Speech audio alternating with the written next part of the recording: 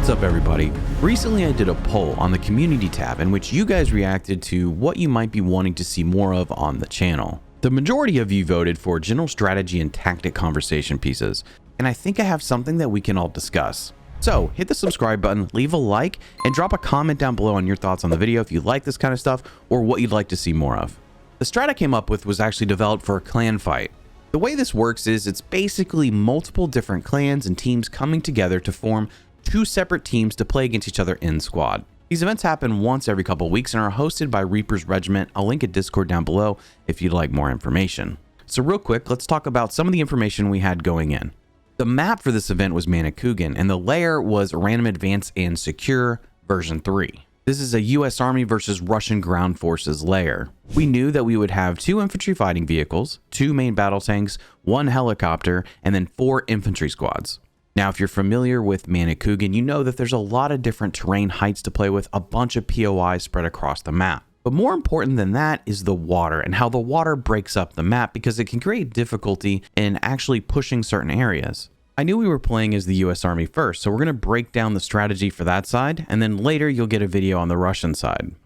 So I felt it was really significant if the US Army could really quickly try to control the middle of the map and try to keep Russia pushed outward to the north and south side of the map. Part of this had to do with where I knew some of Russia's cluster of objectives were. They have several objectives just south of the dam, so it's highly likely that they may end up with a point somewhere in that area. Additionally, they have some further southwest that I thought could be an option as well. Now, the reason I wanted to push the Russian ground forces north or south is because if they go north, they don't have great visibility. You're working uphill. And if they go the southern route, you're largely out of play for a little while. It's going to take you some time to get where you need to be to actually capture objectives if it goes middle lane or northern lane. So I wanted to do a couple things on rollout. I want to push the US forces as far to the north and south river as I could. I also wanted to get some squads near a few different bridges to basically block the bridges from being just easily accessible. The way I decided to do that was to send a helicopter with infantry to Firebase Boris. This could get infantry close to 2 of the bridges that Russia can tend to use to make some sort of quick advance across the water.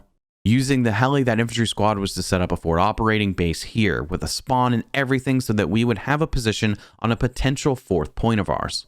Then the plan was to use a little bit of a mech infantry and light vehicle assault force to hit Bay Como West. This would actually give us presence on an area where there's a main bridge and a land bridge that enemy infantry could cross. This force was also going to have a Bradley following it. There would be another Bradley actually moving to back us up at Firebase Boris in case they rushed any vehicles our way. We also had 2 additional infantry squads that were going to be split between logistics vehicles and light vehicles, operate in tandem to back cap. These 2 squads were split between the north and south side of the east-west river to give us the opportunity to be able to cap points very, very quickly and potentially leapfrog one another. So since I'm squad leading an infantry squad, we took the helicopter drop on Firebase as our objective. So next up, you're actually going to see my perspective during the round. Now I'm going to edit this down so it's not super long and drawn out because there are, of course, dead periods. But I'm going to try to give some breakdowns and some information in between some of those edits so you have an idea of what's happening around our squad. My squad is also broken up into 2 fire teams that are relatively equal in terms of their setup. And we've already determined who's going to do the building of the hab. So we are prepared for 1 fire team to handle construction and 1 fire team to handle security. East of us? He's passing further in. Yeah. He's landing train. He's landing train. Enemy Kilo just passed us. I'm sorry. Gotcha, right? No worries, bro. We're We're gonna die. Alright, bro. Let's stretch out to patch us up while we build. Let's top on both that.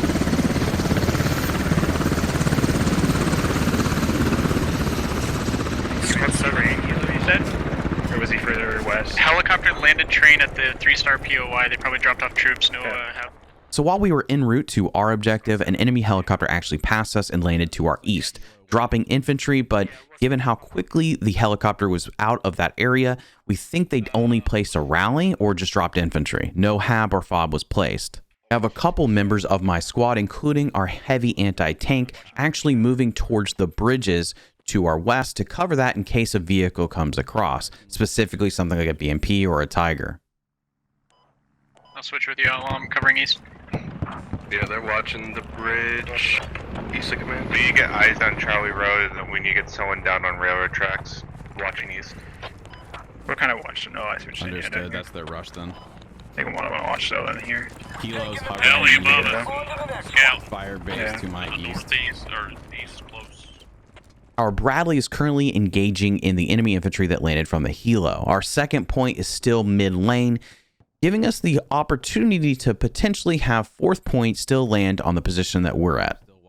Since I'm commanding, so much of what I'm doing, especially early in this round, is sort of ensuring that a lot of what we're doing in the background with back caps and positioning is going rather smoothly. If something goes offline, I have to consider moving my squad back to help accommodate whatever's happening on the back lines. I very much prefer the situation where squad leads can focus on what they're doing locally and having a command and enough communication across the board that we can keep each other updated rather quickly, so that if someone needs to move, we can do that on the fly without having to wait for someone to recognize what's happening. Additionally, if we're on middle point and the enemy finds out and we haven't capped up to this point to know if this is middle point, we could be in for a large enemy push. So we need to be aware of that. So things need to go pretty well in the back end so we don't get too isolated from our team and end up in a situation where we lose our fob. So at this point, we realize our third point actually jumped north, which is a little bit of concern because if it begins to take the hill, we actually need to reposition entirely. But what we realize is the Bacomo West objective that we had our infantry mech assault on is no longer a possible point. So I actually have them get ready to double back to help with a push to next objective or to reinforce third objective. And that's when I start actually marking points as to where possible objectives could be that we are currently not positioned on. So as of this point, we've only had 1 or 2 infantry contacts near our objective. We have our forces moving from the south side of the river to the north side of the river to reconsolidate over here, and then hopefully we'll be in a good position to capture the fourth point after third is captured. Our main battle tanks have actually done a flank and wrapped around to catch one of their BMPs off guard, although we do not have any information at this point as to where their main battle tanks are. Enemy heli destroyed. Nice.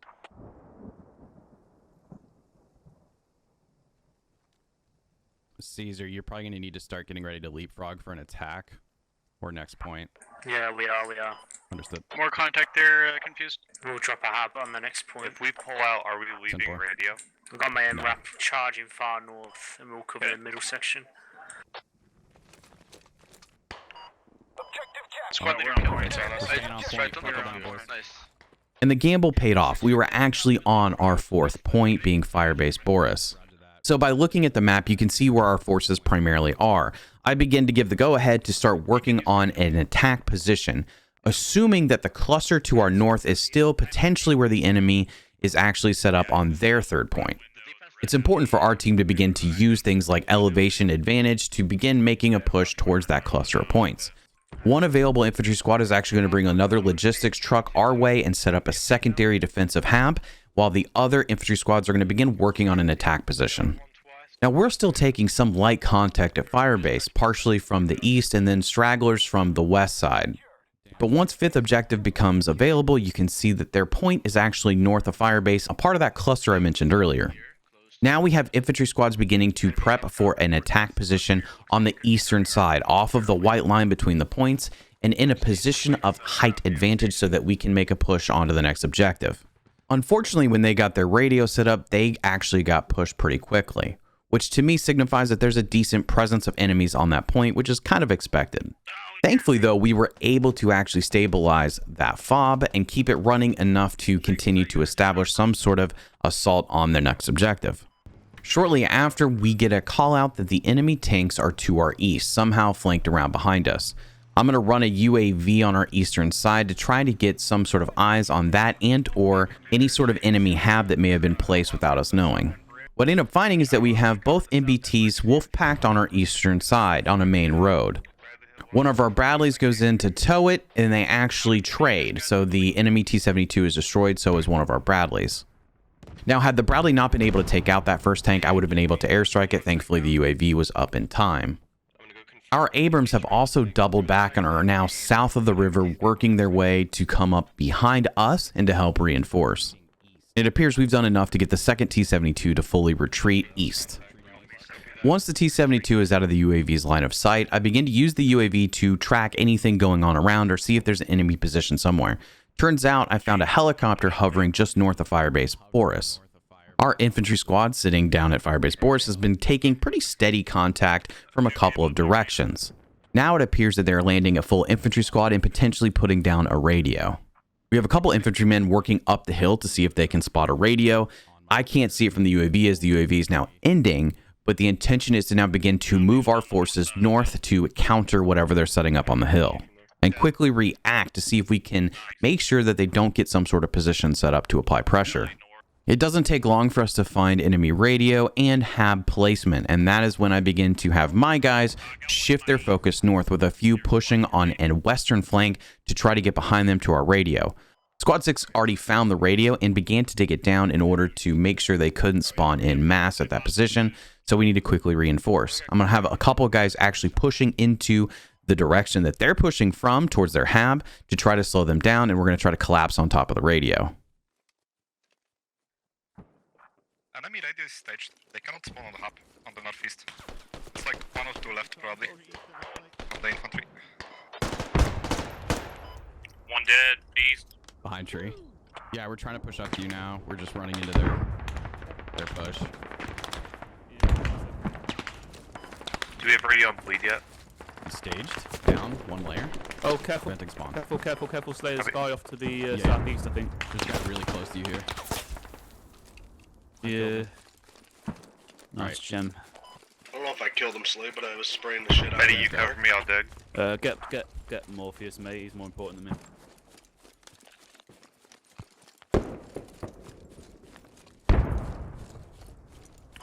Jake, I'm gonna rearm. Yeah, I can swap. I can almost meet you up there too, actually. You want to stay there? They're still inside the hub. At least 2, maybe 3. Possible Yeah, contact they're still pushing inside up. the hab. Yeah. Yeah, I don't think they hit anyone. Good night. Just cover me, I'm committing. Jeez, you were just like Yep. 32-bit fucking.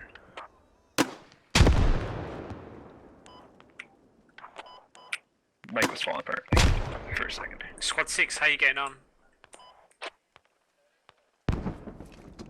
How you getting on with that radio? Radio's bleeding. Heard.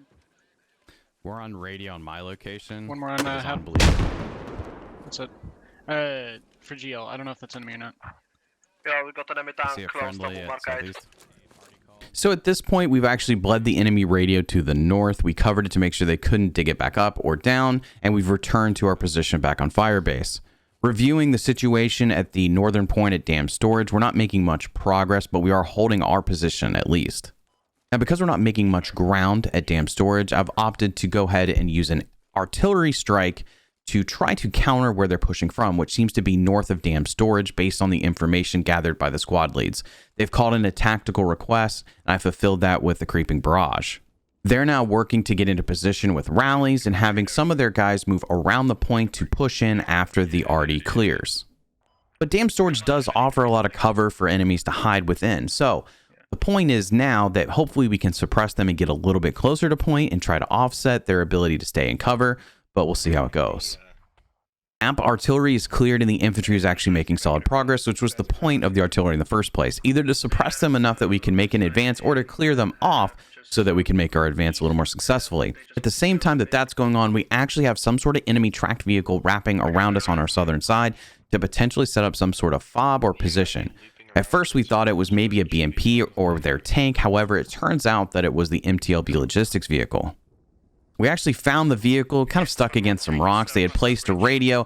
Unfortunately for them, our AT was already pushing them, and we were able to dig down their radio. This would be the second enemy radio we've had a chance to actually bleed out near Firebase Boris. Shortly after we take down that radio, we start to see a little more pressure from our western side across river. I go to position over here along with some of our AT and infantry that had already taken down the southern radio on the land bridge. We also get calls from our helicopter that the enemy tank T-72 is now wrapping around on these roads, moving north towards our bridges. Tank's coming up. Looks like he's hitting here. No eyes That on. AT squad on the west side of the bridge is eliminated. Roger. Yeah, tanks. He's dropping a hat full of down storage. He might be going north towards you guys. West Bridge. Yes, he by is. He's coming towards. He's coming towards move. He's on. Oh. Ah. Nice try. Is he tracked? He's coming No. across the bridge. Negative. He's just sitting right at the edge of the bridge. Never mind. Yeah, he's going north now. T22 is on my observe now. Bravo. Continuing north on Come B for you. He's moving north. Need build east of Firebase. He's- Oh, he's turned right. He's gonna be crossing the bridge. He's crossing the bridge here on my location stretch.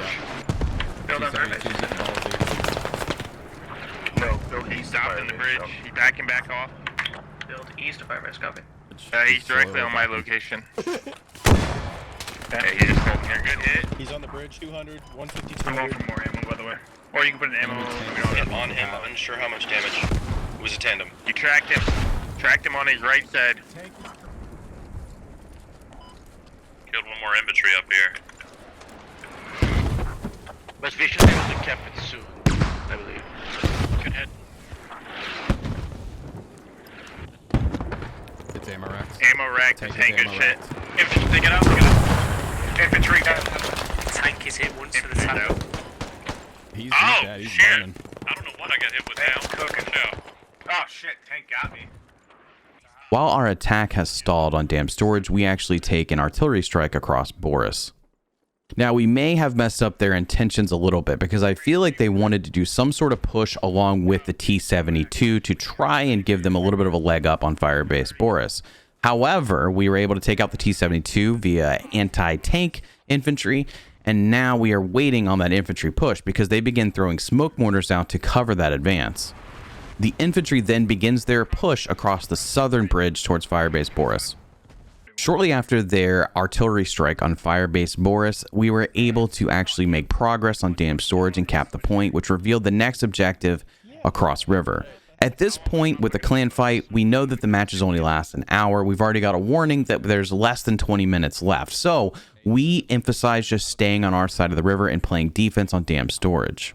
I begin to consider actually digging down our position on Firebase Boris so that they can't take it if we are suddenly removed from this position based on some sort of enemy push. However, it seems like we're holding our position just fine. The goal here is to make sure that they don't take dam storage back though. So we begin to start shifting some bodies up towards dam storage to help reinforce because they are getting pushed on their radio to the east.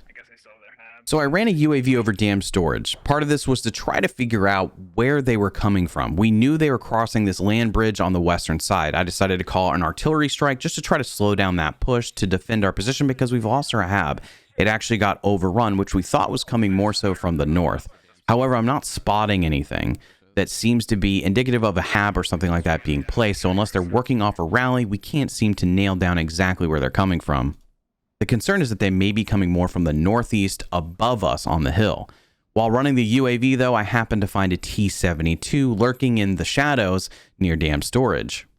And luckily, one of our Bradleys happens to be in a position to apply some pressure to the T-72. Tank unobserved, looking south. I got a hack kit running south. Towards Now he's looking towards dam storage. Como Bridge.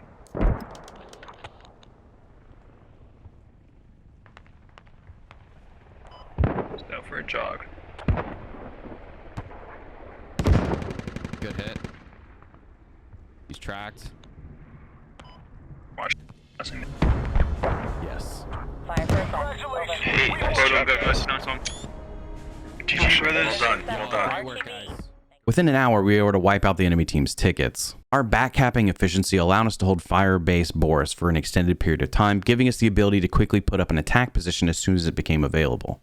It seemed the initial rush towards the middle actually worked out well. We were able to cover a couple lanes, which sometimes the Russian ground forces are going to use to rush us. But more importantly, we happen to be positioned on a fourth point, which again is a popular POI on this map. Our entire team coordinated and worked very well together. We were able to leapfrog in position quickly. Speed sometimes is just the name of the game. Being able to facilitate things to apply pressure before the enemy can really establish a whole lot in any given situation is always going to pay off to some degree. With all that said, I hope you guys enjoyed the video. I know as commander, I'm looking at the map a lot and kind of jumping around, not really doing anything that sophisticated. But a lot of times that seems to be the role, as a little bit of a communication specialist to help pass along information and look at the map as a whole to try to figure out what guidance can be provided to help any of the squads progress. So if you enjoyed the video, or if you want to talk a little bit more about what's going on in the content, be sure to leave a comment down below, like the video, and hit the subscribe button. And keep in mind, the Russian side of this fight will be available soon in a similar video. See you then.